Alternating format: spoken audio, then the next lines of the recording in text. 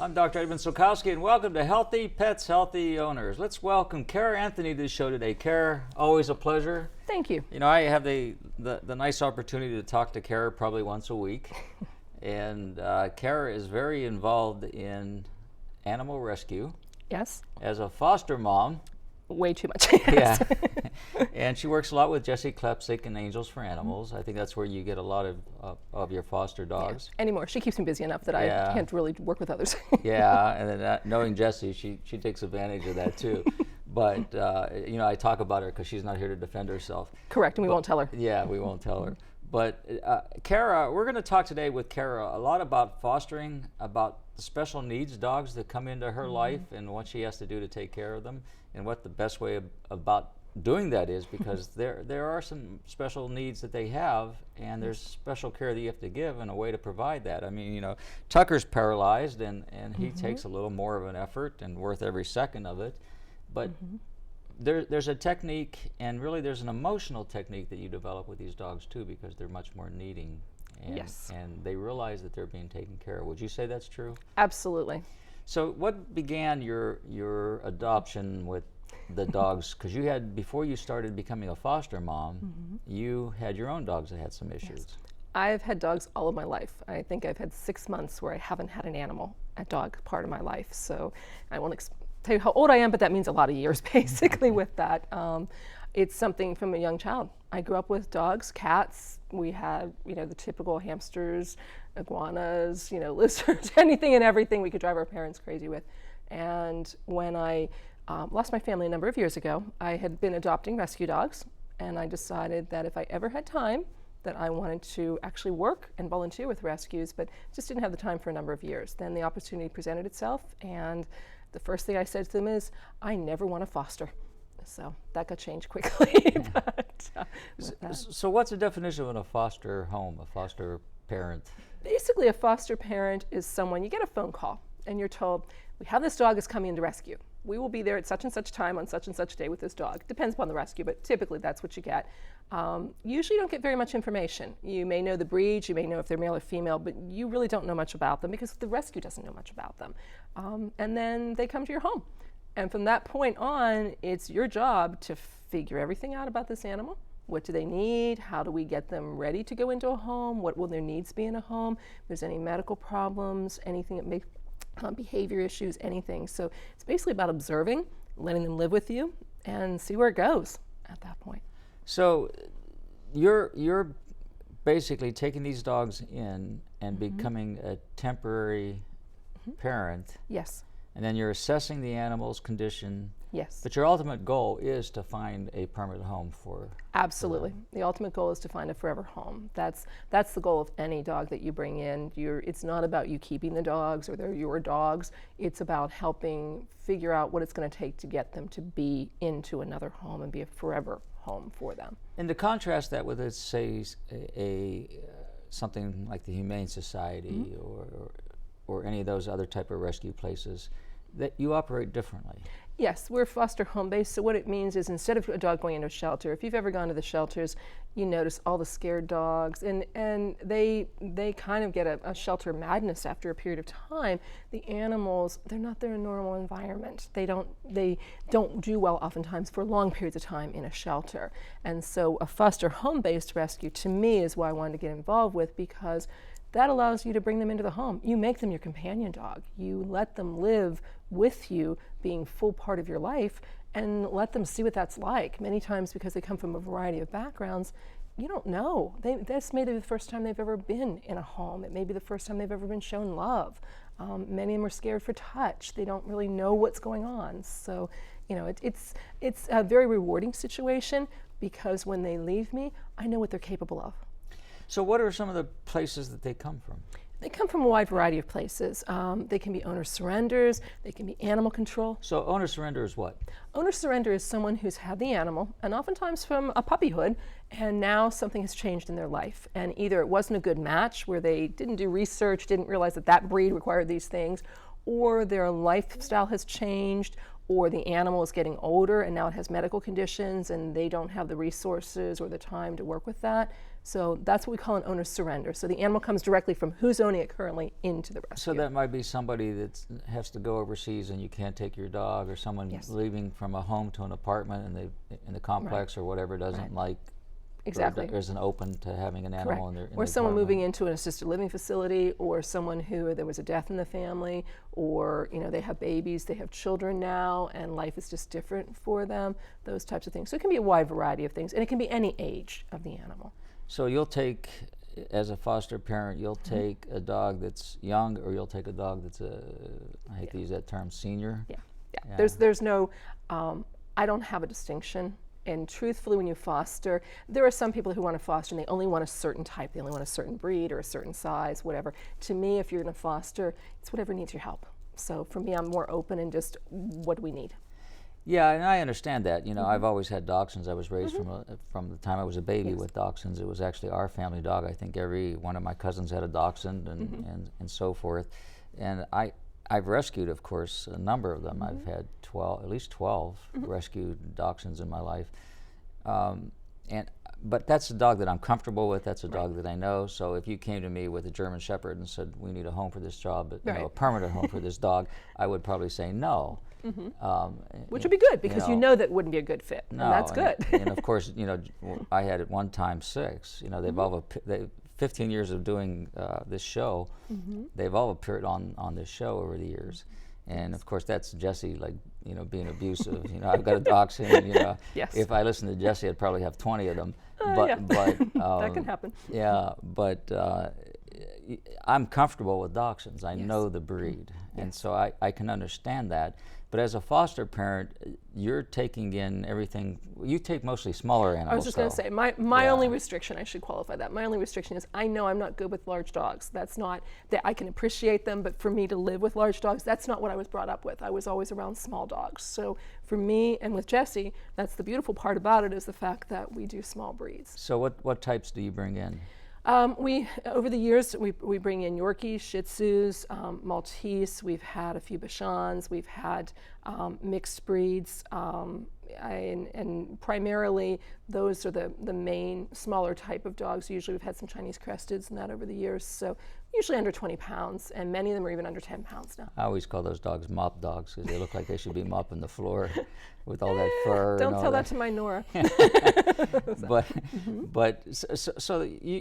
I know Jessie's kind of specializes in those, and that's where her heart is as well. Yes.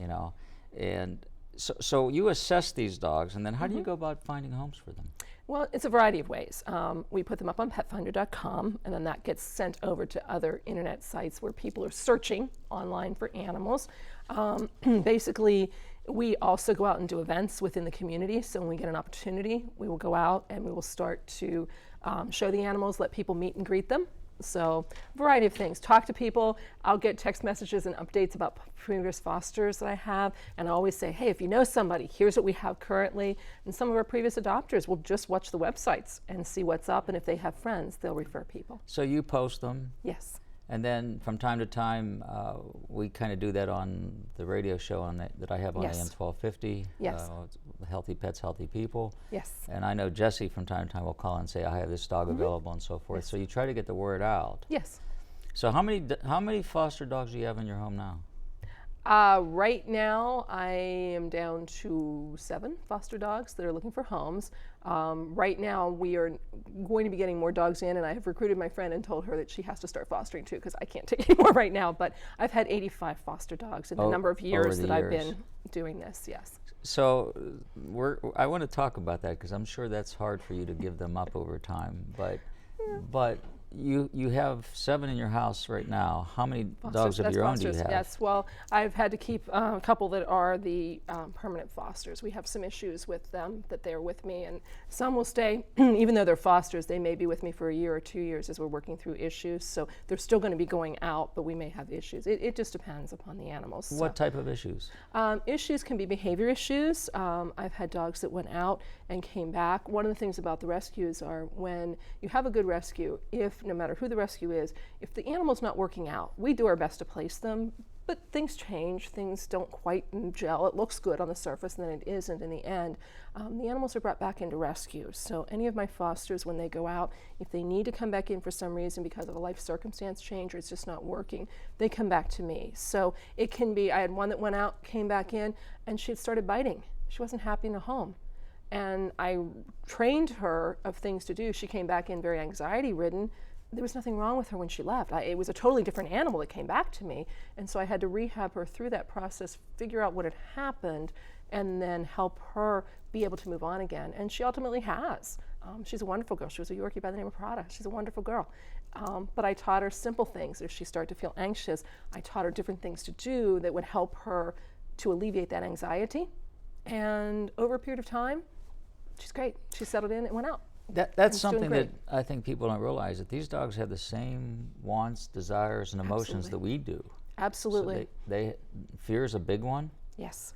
And anxiety is another one that they develop as a result, I think, of that fear. Absolutely. Yeah. And feeling unsafe and not knowing, and lots of changes in their lives. Changes, and a lot of people don't like change, and the animals don't. Exactly. They're habitual, so they have a routine. I mean, Tucker, if I'm late on lunch, Tucker tells me, and all of a sudden they go from this environment to the next environment, and they're like, what the heck is going on here? Yeah, and it's easier if they're a young dog, but if you're taking an animal that has had one environment for 5-6 years, their entire life, and then they lose that, and they come into a foster home, and then they end up losing that, where they got settled in, and then they go somewhere else. Yeah, so all of a sudden this upheaval in their lives, and they're actually attaching and bonding with whoever they're with at any point in time, because that's what they know. Right, and that's what they need, because oftentimes if they haven't felt safe before they come into rescue, it may be the first time that they really do bond with someone and feel safe. And our joke is always, well, if it doesn't work out well, the dog will do something and get back to me, because they know they're at least safe with me, and then we look at putting them out again if we need to. So you make assessments, is this dog good with other dogs? Yes. Because some people that may take a dog and bring it into their home have other dogs as well. Right. Is this dog good with kids? So how do you make those assessments? It's really trial and error, putting them in different situations and see, because I always have other fosters and a forever foster too. There's always other dogs in my home, small breed dogs.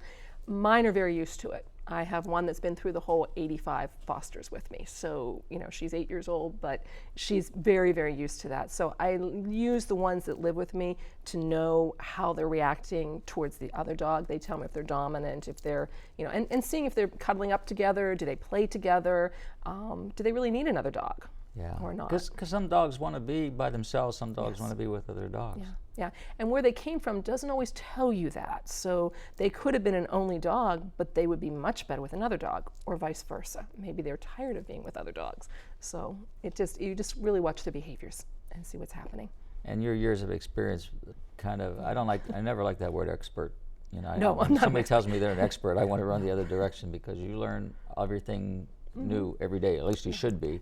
Absolutely. Learning new things every day. Absolutely. And what you thought was right one day is not right the next day. I always say every dog teaches me new tricks. But you get new experiences that you can use to benefit these dogs that come into your home. Yeah, and everyone teaches me something different. Just when I think I got this behavior down and know what to do, the next one comes in and shows me I don't have a clue. Yeah.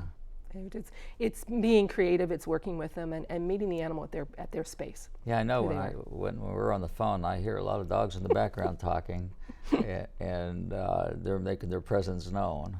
So yes, they cannot allow me to talk without talking with me. Yeah, I honestly think it takes a special person to do what you do, because it's not easy having that many dogs and making them understand that they're loved and so forth. So I want to give you a little kudos here, because it takes a lot, and your whole life centers around them. Now, Kara, we're going to take a break here in a minute. We'll be back at Healthy Pets, Healthy Owners with Kara Anthony.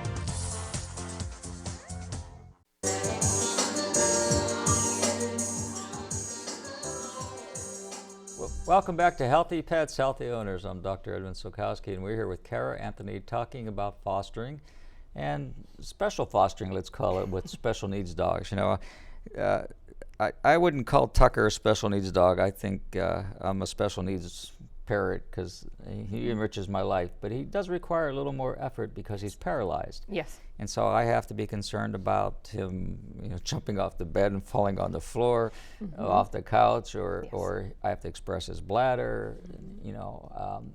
So you almost become a little more intuitive with him, and you're able to read him a little bit from his motions, the way he looks at you, or the thoughts he may be even sending. And I want to talk about that a little later on in the show with you. But he just talked right now. Exactly.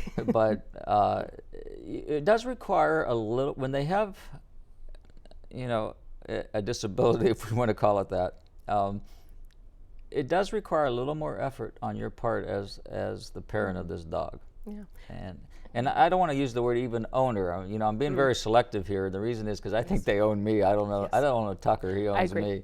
But you know, what does that mean when you have? How does that impact your life? Let's say it that way. You're correct. We are the parents, and I call them my perfectly imperfects, and they are perfect for who they are. Over the years, I've had blind dogs, which when you're dealing with a blind animal and when you're trying to place them, we do home visits. That's one very important part with fostering. And because they're my foster, I go on the home visits because I know what they're going to need. And I can see pitfalls where someone else, I can give Jesse all the information I want, but it's not as easy as my being there. But if you're dealing with a dog that's blind, people don't realize you don't want to move the rugs, you don't want to move the furniture, you don't want to lay your purse here one day and put a tote bag down here this day and drop this on the floor and things. The animals don't know how to adapt to that. So everything has to be very regimented. And if you have somebody that has a lot of chaos in a home and, you know, kids running in and out and friends in and out and lots of parties, the animal's not going to do well because there's too much with that. I've used texture to train them so they would know when they're entering a new room. I've used scent. I've used sound with that.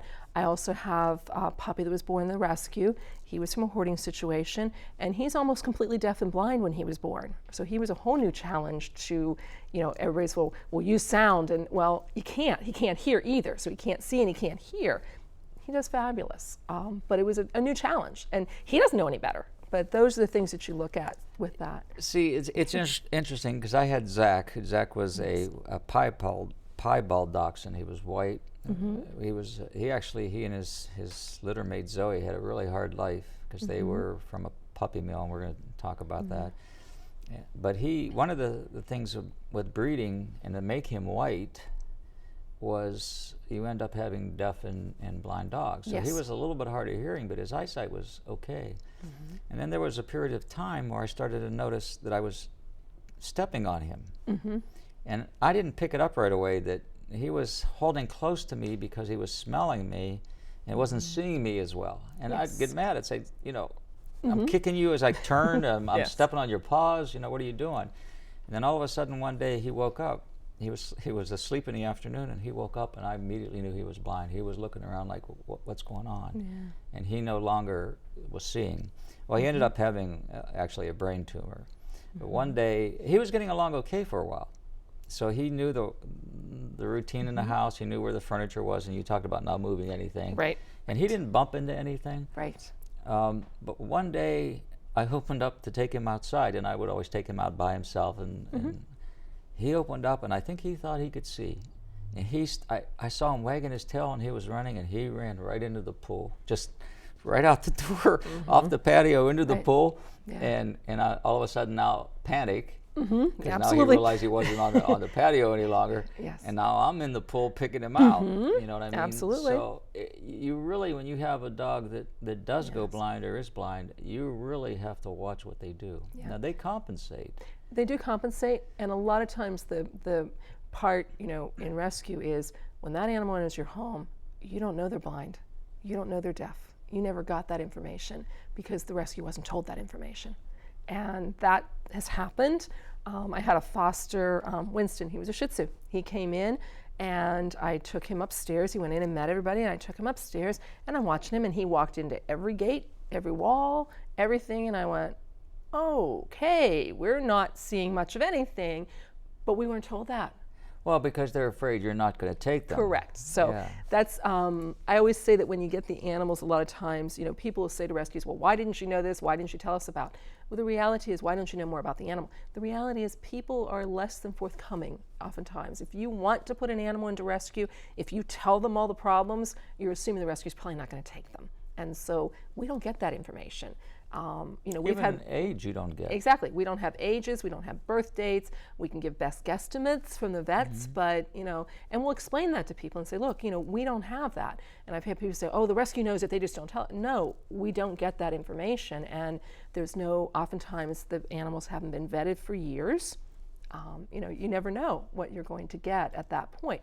I've been brought Giardia, Coccidia, I've been brought kennel cough, I've been brought all kinds of things that are surprise. We get ear mites, we get mange, we get fleas, you don't know. So part of mine is making sure I have a space in my home where I can start them at if there might be an issue and kind of quarantine them before they even go any further at that point. But those are things, people don't realize that can happen. It's not everybody by any means, but it will happen at some point in time. So. Do you notice a difference in how the dogs respond depending on where they come from? For example, or if they come from a dog that had a loving home that maybe the parent died and so they don't have their home anymore and they're given up because the child doesn't want to take care of them. Yeah. Or a dog coming, let's say, from a puppy mill. Yeah, there's a big difference. If you're dealing with puppy mills, kennel dog, anything that's just that they weren't living as a companion dog for whatever the reason, now they have to learn how to trust a human being because they had very little contact. We had I call her Mama Misty, but Misty was a Shih Tzu that came in. Misty came in pregnant, but we didn't know that. She came in Christmas Eve morning with lots of presents for me, extra presents, and this past Christmas Eve. And bottom line is 2.5 weeks later, she gave birth to puppies at my house. I realized she was pregnant, and we took her to the vet, and the vet said, oh, you're going to have puppies in about 5 days. I went, well, wait a minute. I've never birthed puppies. I've been brought puppies after they were born. But when she came into my home, she would come, she would look at me, she would wag her tail, she'd kind of do a, huh, and then she would go and hide behind a chair and hide behind furniture. And I'm watching her and going, why are you doing this? What's going on? And then realized, and as soon as she knew that I knew she was pregnant, she became my best friend. And it was funny because once her puppies were born, she was very standoffish, wouldn't let me touch her or anything. Once her puppies were born, if I'm holding the puppies, she was climbing right up in my face and looking at me like, what about mom? And I had to actually, to get her to nurse, I had to give her back rubs and belly rubs to get her to nurse because she wanted rewarded for nursing. So she learned to train me very well at that point. Do that. But when she came in, here's this dog that, 3 weeks before that wouldn't even approach me except to give me kind of a, who are you? And then hide behind furniture. So you're suspect that the owner of that dog or whoever that was knew and didn't want to deal with the pregnancy and all of that? They may have, they may not have, to be honest with you, because small breed dogs can be very misleading. They don't always look pregnant. But I went home one day and looked at her eating, and I had a side view, and her body shape had changed in a matter of 10 hours. And I went, okay, now I know. I've got to get an X-ray. We've got to get her to the vet, make sure with that, because up until that point I suspected she might be pregnant. It was just a feeling, an odd feeling I had, the way she was acting, but I didn't have any proof. And it would have actually been too soon for the vets to be able to tell. That's one of the things, because the animals are so small. When a Shih Tzu puppy's born, it might be 4 ounces or 5 ounces. They fit in my palm of my hand. Yorkies are even smaller. So these small breed dogs can be very deceiving. Now when you're dealing with large breed dogs, they might have 12, 14 puppies. They are much more obvious. Do you have dogs you have to administer medication to? Yes, I have an epileptic Yorkie. He came in, and within 24 hours he had a grand mal seizure and stopped breathing on me. Scared the living daylights out of me at that point. But he gets his medication twice a day. I've taken care of dogs that have diabetes, so I've had to administer insulin to, which that's not a problem. I've had to give eye medications for dogs that have dry eye.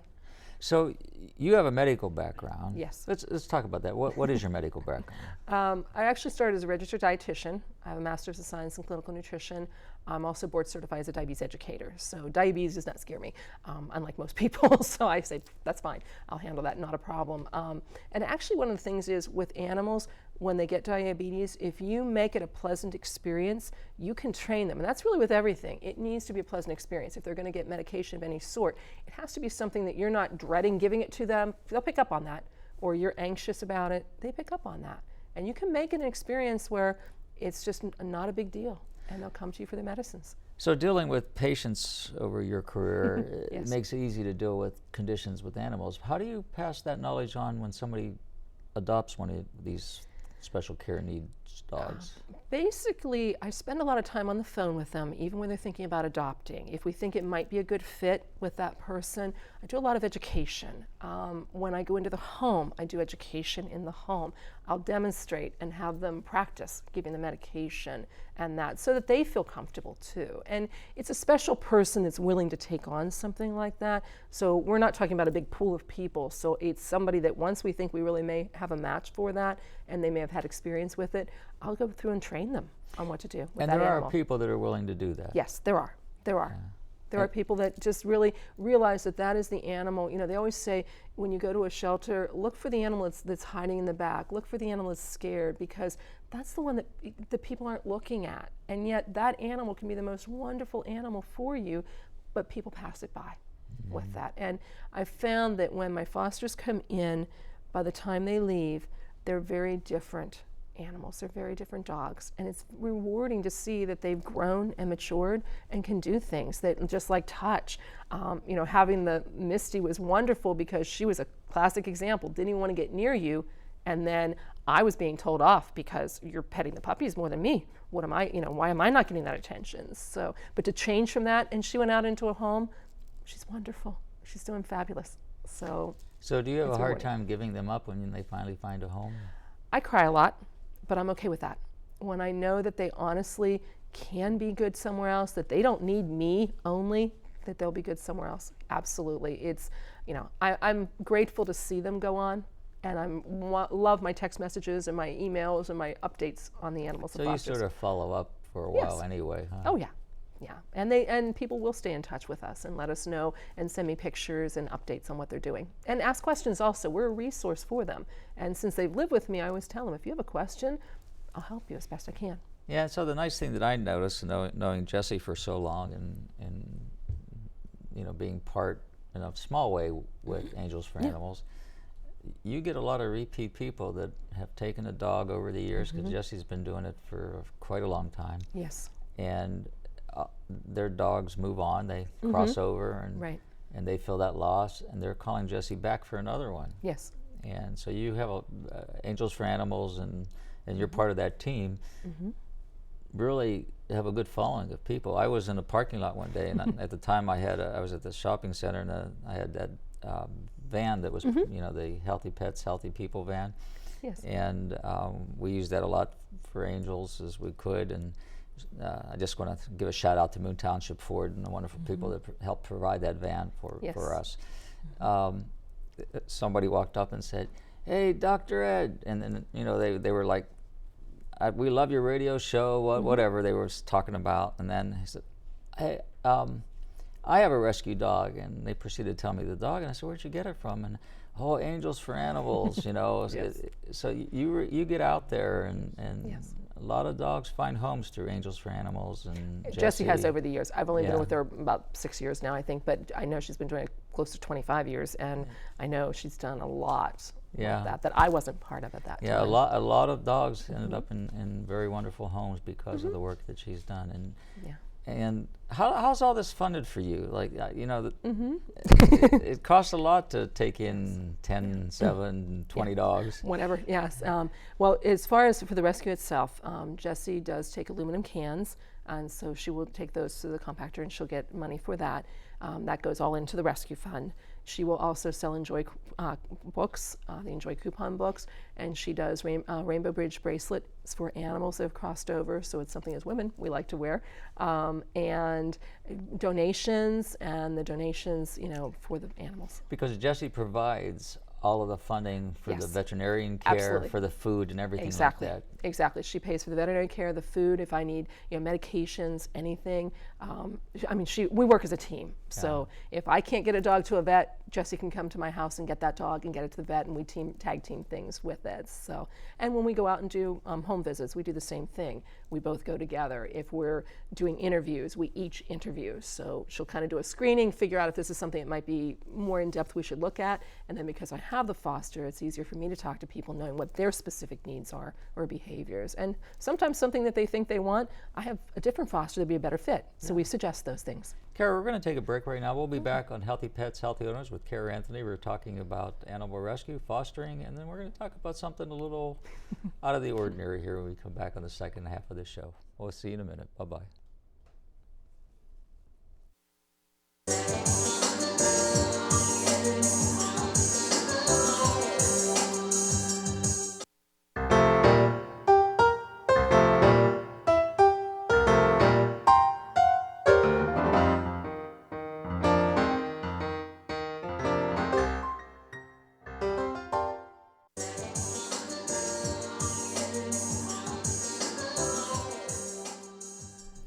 Welcome back to Healthy Pets, Healthy Owners. I'm Dr. Edmund Sulkowski, and we're here with Kara Anthony talking about animal rescue, special needs dogs, and fostering, and it's a very enlightening show. I have to say I'm just during the break got put into depression over here. Mrs. Frick told me that we're getting an abundance of snow this winter, so now I'm worried. But snow's not my favorite thing. But anyway, thanks, Mrs. Frick. Kara, what's it take to become a foster parent? I mean, what are the requirements? I know you guys at Angels for Animals can use a lot of help. Yes, and, yes, I can, and so can Jesse. Yes, you only have so many rooms in your house, and Right. and you're not a shelter, and you want to take these animals in and Right. eventually find homes for them. So you're always looking for foster Yeah. care. That's one of the hardest things. Every rescue, people call and we need to put this animal in, you need to take this animal today, these kinds of things. If there's not a foster home and it's a foster-based rescue, you can't take them. So, as far as fostering, it's usually the same process as to adopt, where you go through interview process, we check vet references, we kind of find out what your background is and talk to you and just get a feel for whether or not, are you home? If people are working, all day, and most of our dogs can't be crated. They may have been left in a crate and it's caused separation anxiety, different things. So depending upon the animals, we try to find out if you're a really good match for, do you have experience with animals, what kind of experience, and we do a home check, we do a home visit. We want to make sure, is it going to be safe for the dogs? Many people don't have any fenced yards. Well, you get animals, if they haven't been a companion dog or if they've come out of, like you said, puppy mills, different things, they're not used to touch. So to say, okay, let's put a leash and a harness on this dog and take it for a walk, they don't have a clue what a leash and a harness is. They're not even used to somebody approaching them to touch them in a way that's loving. So, I always joke, but I do aerobics a lot of times with these dogs because I have to figure out how to get them where I need them to be, but they're not ready to be touched to do that. So, it can be a little bit of, intimidating at that point. So for the safety of the dog, you're looking for a foster care place, home that has a fenced-in yard so that you don't have to worry about a dog going out in the street and so forth. Right. But and that's really important. Yeah. Safety is the number one. Most of the other things, in a home, you can, the rescue gives you the food, you get the things that you need, the veterinary care and that, but a lot of it's about the safety of the home. And, if you have a lot of people in the home, is there a lot of chaos? Is it something you really have the time to devote to? These animals come in and they're shut down, they're stressed, they don't know anything, they are scared. And it takes time to let them, I always tell my adopters, just let them be, ignore them, which sounds really mean, and I don't mean that, but literally when they come into your home, you have to kind of almost ignore them and let them get used to watching what your routine is, and then they'll fit in. But everybody's, oh, it's a small, cute dog, I want to grab it, I want to pick it up, I want to kiss it, I want to hug it, and put it on my lap. that animal may never have had that before. So especially in a fostering situation, you have to be able to work through behavior issues, look for things. So, and not every animal has a problem. It's not that. Jessie always laughs because she said, well, if there's a problem, you have it. So it's not something that you have to have a lot of experience, but we still want somebody that's owned some animals, that's been around animals with it. Otherwise, it's very hard. That fence thing is important because it helps keep other animals out of the yard, and then it keeps the dogs from going and wandering into the street or walking away. Correct. But this is something I think people need to consider. When you have that fenced-in yard, even if it's a walled-in yard with made out of brick or a wooden fence or chain link fence, whatever it is, you still have to worry about animals jumping that fence, digging underneath the fence. But you also have to worry about birds of prey coming in and doing harm to your dogs, taking it away. A small dog. I've seen small dogs, just that people open up the door and let the dogs out. And a hawk could come down and and you can even have them attached to a leash with you. A hawk, if it can come within a few feet of you and grab that animal. And that's what people don't understand. You have to be out with the animal. You have to be right there. And I have people say, well, I stand at the door and they're out in the yard. You're never going to reach that animal. You have to be with that animal right beside them. Otherwise, if you're looking, you see they're in the yard, you're never going to see the hawk coming. You're never going to see the birds of prey, the owls, anything coming. When I had the 6 and I'd open up the patio doors and go out with the dogs, so there was green space behind the house for about 10 acres, something like that, and woods beyond that, and I would watch these hawks in numbers, see those dogs from that distance and start to fly and circle over my house, and I'd have to go in, and they actually got to know the routine that I was on, and I ended up having to change that, and it got so bad that I ended up having to take one dog out at a time, and standing there I did a test one day. I bought a little stuffed animal that looked like Tucker, and I put it in the yard. The minute that dog was out there, I saw those dogs come out, and they flew roof height. And they kept circling, but that dog didn't move, so I think they figured it out. I probably should have bought a mechanical dog, like a little electric dog, and made it move and seen what would happen. But it really got that bad. And I talked to the game warden about it, and the game warden said that there was one time that there were no hawks here. And I actually can remember that, because I remember my father taking us on picnics and trips, and if we saw a hawk, he would stop the car and we'd get out and look at the hawk. Exactly. And all of a sudden, we're like inundated with hawks. And I was told that they were brought here to keep the rodent population down. And then now they don't have any predators. And then there's another issue that they did the same thing with coyotes. You never saw a coyote here, and now they're in abundance here.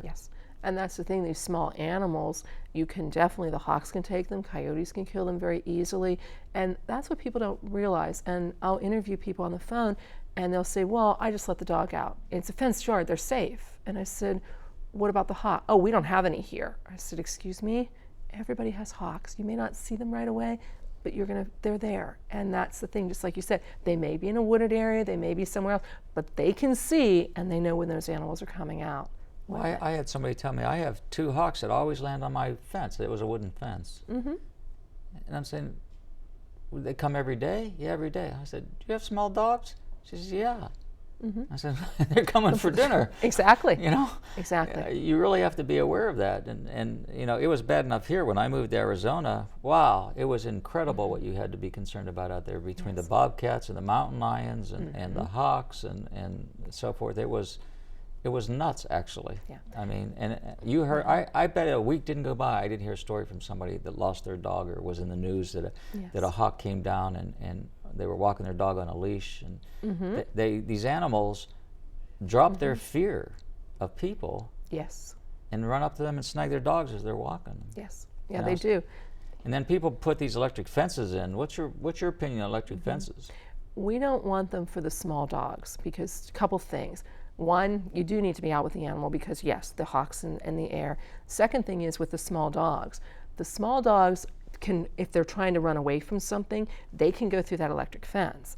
They can get killed. They can get harmed because they are so small. That shock, even though they say, oh, that shock's not much, it is for a small dog. If you're dealing with a 5, 10, 15-pound dog. Now, for a German Shepherd, a Belgian Malinois, a Doberman, it may not be a problem, but we're dealing with small animals.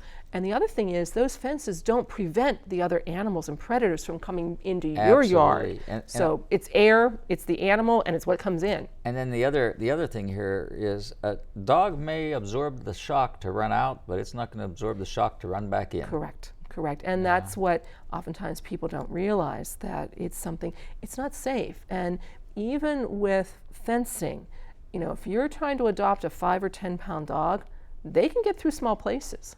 And I've turned a number of people down for adoption just because, honestly, safety is my number one concern. These animals, oftentimes, they're scared. Yes, they're comfortable in my home now when they're going out, but they're going to a whole new environment. So they're not going to react like they did when they left my place. They're going to react like a scared animal. They're going to have to go through that whole process of acclimation again. And you have a door that opens and it runs to the street. These animals aren't going to know not to go through that door. And they hear a noise. I had somebody not too long ago that adopted a foster that said, I don't understand, they don't want to come through the door anymore. They don't want to go through the door, they don't want to go out the door. And I said, does your door make a noise? Well, yeah, it bangs all the time. Right there, that's why. The dog was coming through the first day, the door banged. They're not used to that noise. It's a totally new place. Scared the heck out of the dog. Now that dog doesn't want to go outside through that door. So, and I said, well, I'm not going to fix the door. I said, okay, then you got to figure out another way to get them outside because they're not going to go through that door. You have now imprinted on that dog something that's a negative experience. Why would you want to go through that? Same thing if you touch a stove and it's hot. Do you want to keep doing it? No. And neither does the dog with that. Yeah. And then, there are some animals that don't want to go for rides in a car and so forth. So you do things like that in your process as a foster parent to make that assessment. Right. We're taking them to the vet if we're not going to vet them for a while. If we get an animal that's come in and they just had recently had puppies or something, we have to wait for the hormones to change and the milk to go down and all of that. So if I'm going to have an animal for a while, if I'm not going to take it to a vet or take it somewhere for grooming or something in the car, yes, I'll take it out on a road trip and try to figure out what's going on. Is it okay? I've had ones that get car sick in 5 minutes.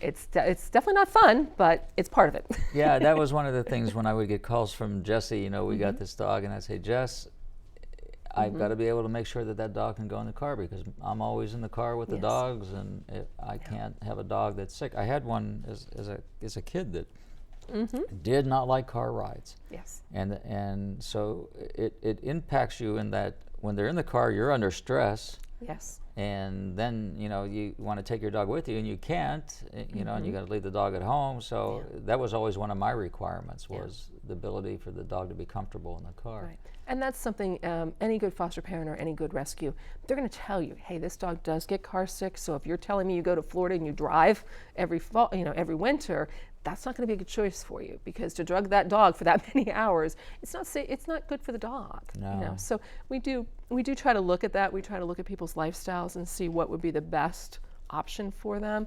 When you foster, I always hear people say, well, how fast is that dog going to move? You don't know.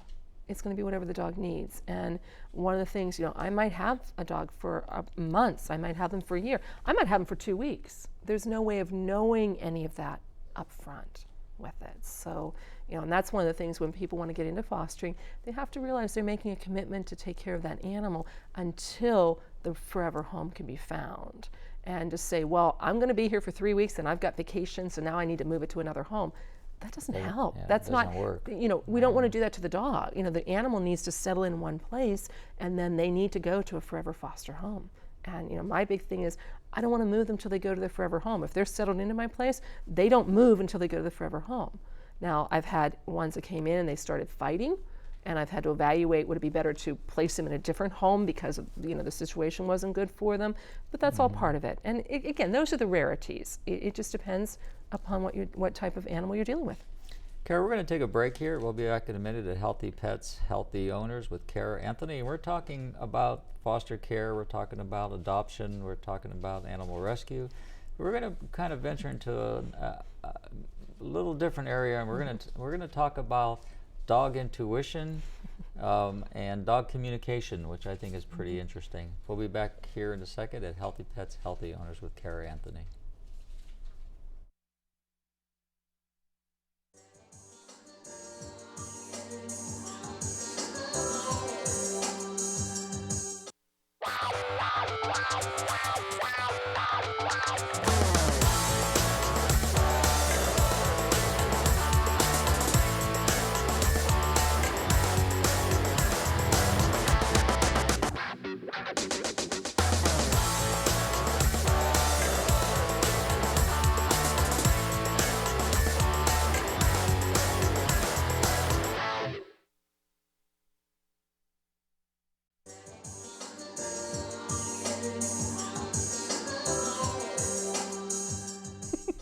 Welcome back to Healthy Pets, Healthy Owners. You know, Kara, before the break, we were talking about foster care, and that's so important. And is there a number that somebody can get a hold of if they want to become a foster care parent? Yes. Any rescue you want to work with, you would contact that rescue. But if you're interested with Angels for Animals locally, well, that's who we want you to contact. That's fine. Yeah. It's going to be 724-941-5737. Again, that's 724-941-5737. And that's for Jessie Klepsik. That's for Jessie Klepsik and Angels for Animals, and you don't want to call after 9, or if you're a solicitor, she doesn't want to hear from you. Exactly. Anyway. Yeah, the message will explain that. Yeah. So I recommend that everybody does that, but anybody that has the time and the home and the desire to help. Yes. Yeah, we can definitely use it. Absolutely. You know, Kara, I'm going to bring up something that that I find very interesting, because I know that we are all energy. I know that everything is energy. We're all connected. That sounds kind of far out there and bizarre, but I've had enough life experiences to prove that to me. But you're a animal communicator. Yes. And I would like you to define what that is. Well, you know, we can all be animal communicators in the sense that we observe an animal, how they hold their tail, how do they move, how do they react to touch and things. That's the easy definition. That's not what we're talking about exactly. here, though. Then you can take it further than that. And further than that means animal communication, literally being able to talk to the animal and getting information, understanding what they're thinking, what they're saying, and getting actual information and details. No, we're not talking about we know a dog's happy because he wags his tail. Correct. We're talking about thought processes that the animal is sending to you and you're sending to the animal. Correct. So define that a little bit for us. It's something that I found over time that I could hear the thoughts of the animal. I could ask a question, and like Tucker laying there, an animal could be just kind of hanging out, but I was able to ask them to show me, why do you behave this way? What caused this? And they would tell me what the incident was that started a process. So you would call that psychic communication? Is that a term for it? It's energetic thoughts. Everything you said is energy, so are thoughts. So it's a way of tuning into that, and yes, being able to do psychic communication. So I've mentioned this on the show in the past. I had an experience when I was young with my dog Duchess, who was the only dog that I had from a puppy. All the other ones were rescue dachshunds. And I was pretty tight with Dutch. I raised her and so forth. And of course, I didn't know what I was doing. It was, but anyway, I didn't really at the time realize how long dogs lived. I never thought about it. That their lifespan is 10 to 15 years on average, whatever. And I went to hug her one day, and I got this message, like her talking to me, and she said to me, "I'm not going to live much longer." And I got this sense of grief. I'm actually, just reminiscing now. Exactly. I'm getting that sense, and I thought, like, what am I getting here? And I'm like, no, you're going to be fine. And and I'm hugging her, and it went away. And about 6 months later, went to hug her again, got that same thing, and then she died that month. Okay, so I never told anybody that, And then I met a lady, and she's been on the show a couple times. She doesn't live in the area any longer, but her name is Renee Takis, and you could probably archive here on PCTC7 and find Renee Takis on this show. But she said she was a dog communicator, and I'm skeptical. My medical training has made me that way, I think. But I brought a couple of my new rescues, and one of them was Meg Ryan, who was my first rescue from Angels for Animals from Jesse. And we knew nothing about Meg, but she was a pretty beat up dog, torn up and cut up. And so she's holding Meg, and she says, Meg loves it when you sing to her. And I was like in shock. I think I could have fallen off the stool. Yes. And I can't sing. I wish I could. And I've only ever done that to Meg because she was so hyper that I would hold her and try to sing to calm her down. And I started like, is that Renee sitting outside my window watching me? You know what I mean?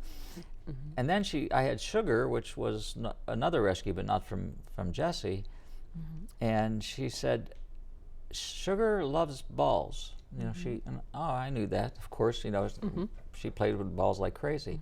But she said, you got her a new toy that's different. And she proceeded to describe that toy and proceeded to say that she keeps it with her even when she eats. And, you know, I was literally in shock. So the only way she knew that was she's standing outside my back window watching Sugar, or she's talking to Sugar, all right? Yes. So it kind of opened up my eyes, let's put it that way. And you have that ability as well. Yes. So tell us some of the things that you've experienced in communication with some of your animals and how you go about doing that. And if I wanted you to talk to my dog, how do we do that? Well, I was as shocked as you are. It was something that I never thought, and just kind of on a lark, a friend of Jesse's that Jesse had worked with before that had helped with animal communication wanted to do a class for us and try to help us learn how to do that. And Jesse said, hey, would you go to this class? And I'm like, okay. Not expecting anything, not having a clue. Well, very long story short, go to the class and realized I actually got information. I'm thinking, where's that coming from? Just like you, medical background, I'm research, I'm science, I have no clue how this is happening. But at that point, my first communication was, I had a new foster that had come in and I needed to know what happened. Why were they jumping so high? Why were they so hyper? And what they showed me and told me was, I'm a puppy. They were big dogs. I had to jump high, get away from them. And I didn't know that they lived with big dogs. So, you know, that information helped us. So that's not an assessment that you're observing. No, this I knew is that there something was a that the animal's telling you. And Right. you hear it how? I hear it in my mind. I'll Like a also feel picture? it. It can be a picture, it can be a voice, it can also be a feeling, a sense. I had a foster that needed to come back in to rescue.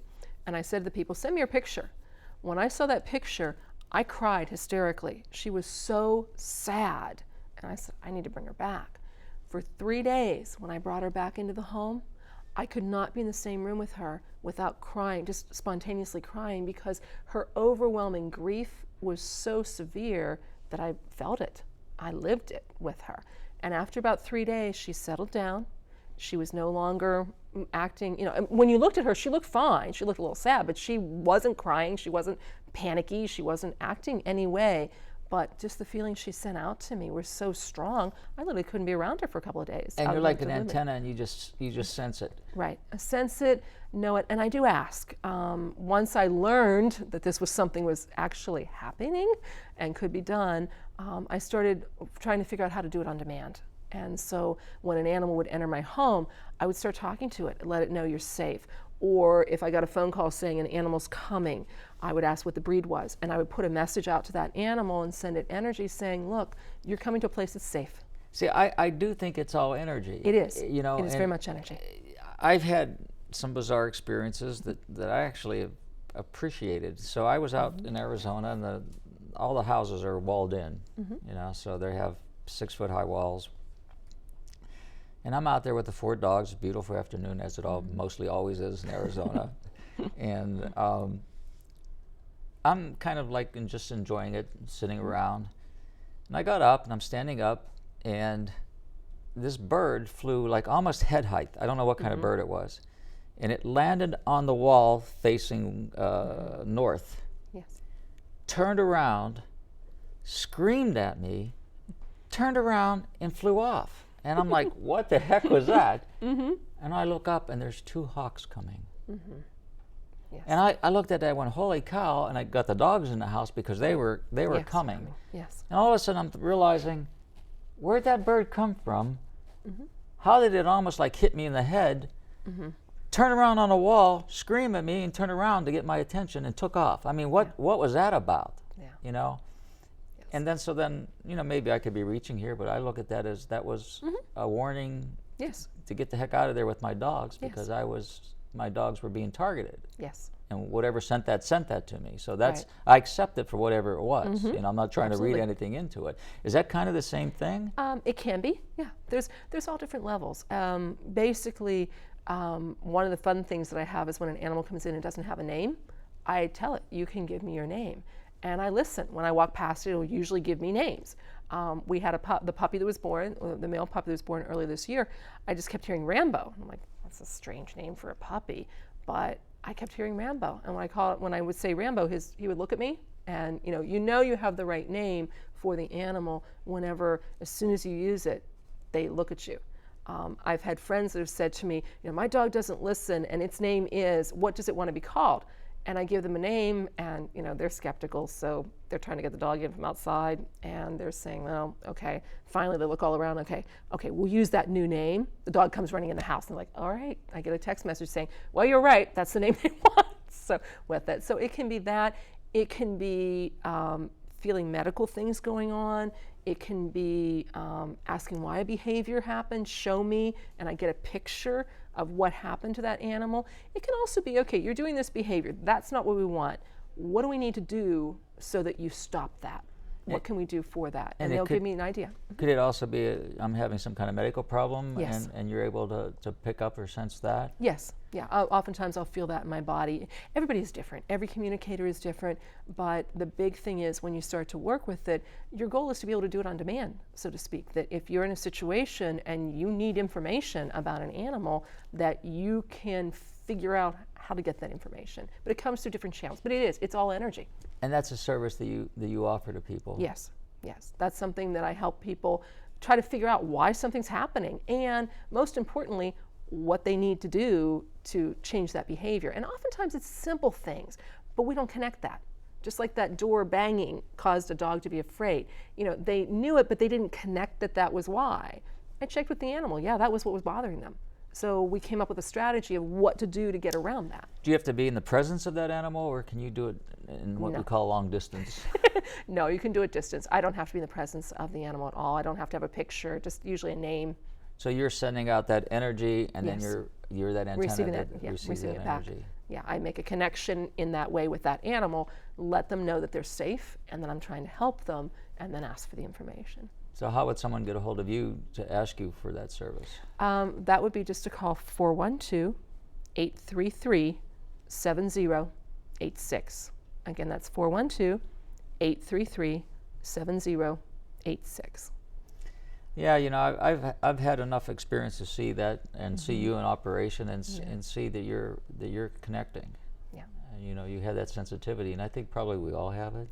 We do. Everybody's born with gifts, and a lot of it's intuition. If you have good intuition with animals, I've worked with a number of dog trainers over the years, with my own animals over the years, and they would always say to me, you get the dogs, like you have good intuition, follow your instincts. And that's really a lot of what this is. It's an instinct, and then going past that. But I think there's no doubt that you're more sensitive than the average person. Yes. I mean, we're just about out of time here. I could tell you a few more stories, and I'm sure you could tell us a few more stories. But I think it's worth investigation, especially if you're having a problem with a dog that you can't get a handle on. Exactly. If it's something that you've tried everything and it just isn't working, sometimes the simplest thing is what they need, but it's not obvious. And so when I'm able to talk to that animal and say, this specific behavior, we need to change. What do we need to do so that you won't do this any longer? If that appeals to you, you can always give Kara a call, and it's Kara Anthony, and maybe you can get some help with some issue you're having with the animal. Thank you so much, Kara, for coming on Healthy Pets, Healthy Owners, and thank you for watching. And class and everybody, thank you so much for production of this TV show. We'll see you next time on Healthy Pets, Healthy Owners. Remember, a healthy pet is a happy pet. When you're healthy, you're happy as well. And you can hear me live every Saturday morning on AM 1250, The Answer, at 9 o'clock. See you next time. Bye-bye.